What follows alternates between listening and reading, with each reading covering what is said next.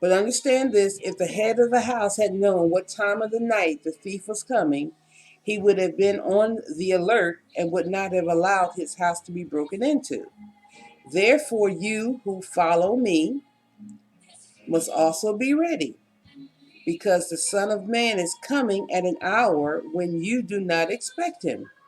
So we know when he's coming back, Who then is the faithful and when wise you don't servant expect. Go ahead. whom his master has put in charge of his household to give the others in the house their food and supplies at the proper time? Blessed is that faithful servant when his master returns and find him doing so. I assure you and most solemnly say to you that he will put him in charge of all his possessions. But if that servant is evil and says in his heart, my master is taking his time, he will not return for a long while, and begins to beat his fellow servants and to eat and drink with drunkards, the master of that servant will come on a day when he does not expect him, and at an hour of which he is not aware, and will cut him in two and put him with the hypocrites, in that place where there will be weeping over sorrow and pain, and grinding of teeth over distress and anger. Wow. How many of you know that there are scoffers in the land that are saying, where's the promise of the coming of the Lord? It's been 2,000 some odd years. Where is he?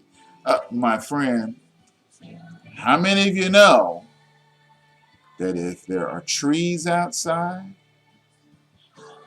if there's grass outside, if there are dogs outside, if there are birds flying around, the Word of God made it. That same Word has decreed the return of the Lord by fire to burn heaven and earth and replace it with a new heaven and earth. It was not a different word. So since you see all the trees and all the grass and so forth, it's a slam dunk. Jesus is returning a second time because his return is by the same word. This is what the scoffers are forgetting. They have absolutely decided to ignore creation. Creation didn't just happen out of nothing. It happened as a result of da da da da da da da, the Word of God. God gave one word to create the earth, and that same work has destined its destruction by fire.